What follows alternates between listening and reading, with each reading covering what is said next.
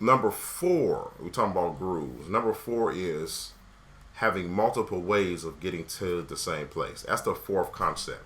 So I won't spend a lot of time here, but let me just give you just one real quick. So you see this chord right here, we use this to get to the sixth.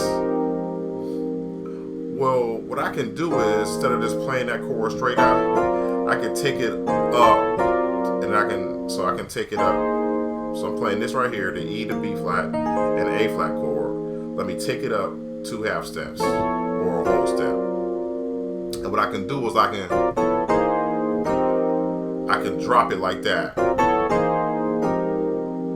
Or instead of going up two half steps, I can just go up one half step and just play the F and then B, play this A chord, and just play that. I know it sounds different, but let's listen to it in the context of the groove. So yeah, that's worked.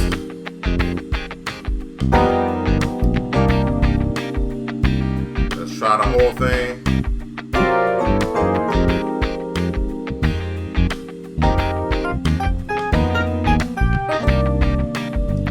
Okay. So that's a different way of getting to the same place. I didn't just play this chord. I did, or I did. So that's four. You want to have multiple ways of getting to the same place, and then the fifth concept that I like to talk about when it comes to grooves and really how to think about grooves is being able to have multiple approaches. So I can just lay on the chorus. I can go,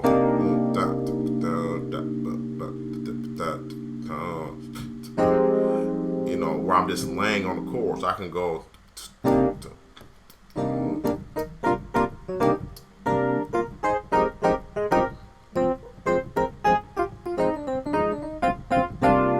where I'm playing more choppy. So these are all different ways.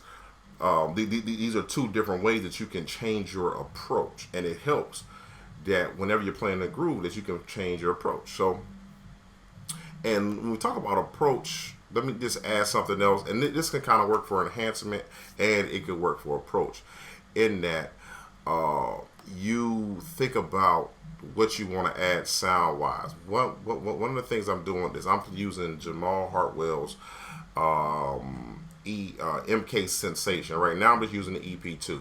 Well, I'm going to put a string and I'm going to put a pad on there. So where it's kind of giving me a nice warm sound.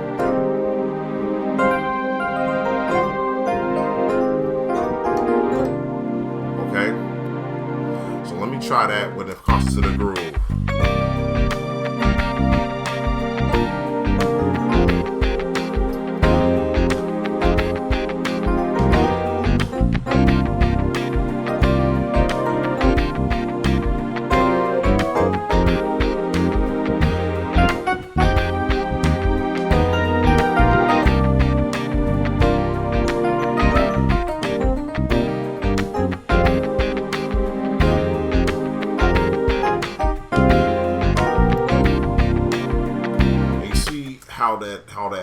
That warmness of the pad is really giving it a whole different sound and really giving it a nice texture to the overall feel of the song. It's my hope that you enjoyed that training.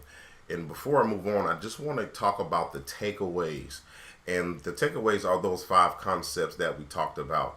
If you're going to play any groove, whether it's some sort of churchy groove, whether it's a smooth groove like we did, or anything funky, whatever that groove is, number one, you've got to establish the format and you've got to know the structure.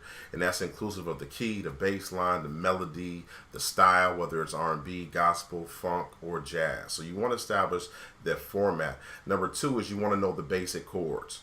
Is it more minorish? Is it major chords? Is it we using any diminished or we using any augmented chords? You want to know the basic chords. Number three, you want to know how to enhance those chords. So do you know any ninths? Do you play any tenths, 11ths, or 13ths? Which ways in which we enhance those chords. We also can use runs and grace notes, but we don't just want to play the basic chords. I don't just want to play a C minor chord, but I want to know how to play that C minor 9 so I can add to it. I can enhance that sound. Number 4 is you want to have multiple ways of getting to the same place. So if I need to get to a 6, I ought to be able to do one way, I get there a certain way, or maybe I have another progression to get there another way, have some sort of passing chords.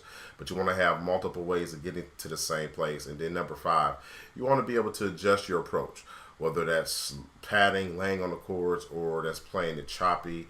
But you want to be able to adjust how you're playing the actual chords and the structures that you may be playing in that particular groove. So those are the 5 essential concepts that you need to have.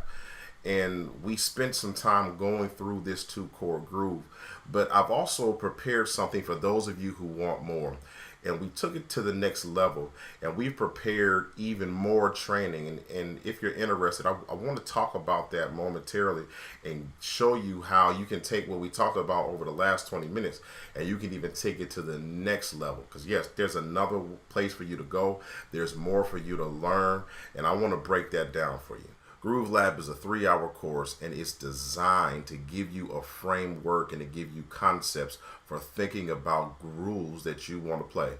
Whether you're playing offering in a church service, whether you're producing a track in the studio, whether you're writing a song, or you are at a shed, we want to give you the tools that you need in order to play grooves, and not just to play the chords, but for you to understand the concepts behind enhancing those chords so that your grooves are you, that you are putting you in everything that you are playing. And we want to give you the framework, we want to give you the concepts to make that happen. So I want to take a few moments and show you exactly what's in this course. Play a basic the first time.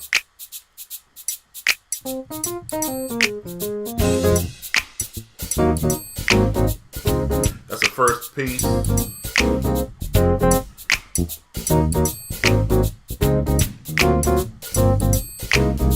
That's the minor 9.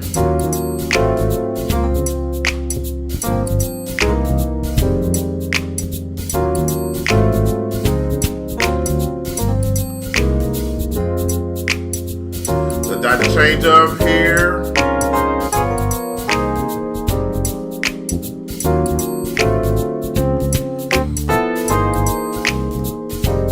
Okay, so let me take a second to talk about what's coming in your download when you purchase this course. Now, this may look slightly different when you get it because we'll be adding some content to this between the time that I'm recording this and when we're actually going to release the actual training.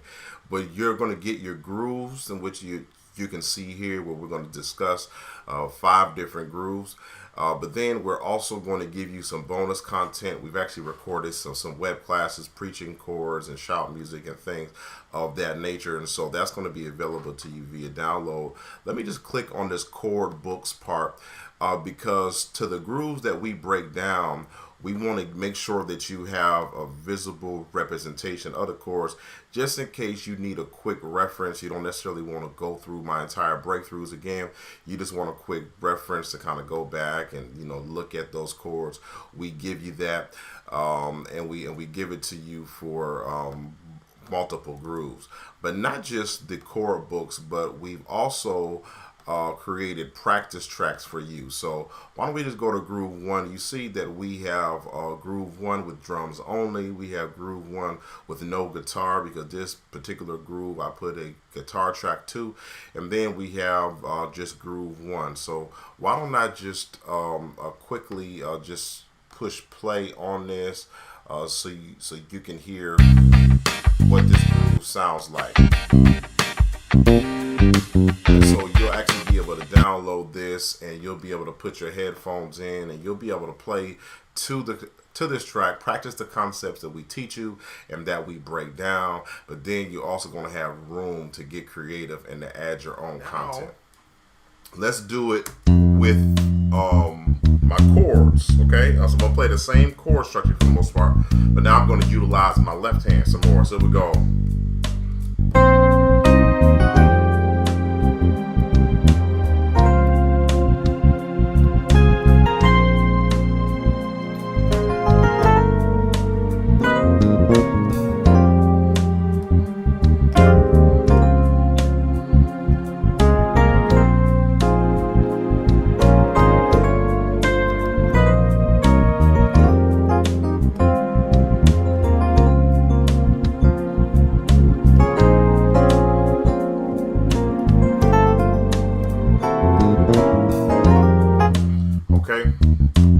So I know some people are going to already ask me, who is this course for? This course is designed for those who have beginner, basic level content, or I should say concepts. You kind of know your number system, and you kind of know those other concepts, but you want to move from a beginner sound to more of an intermediate and advanced sound.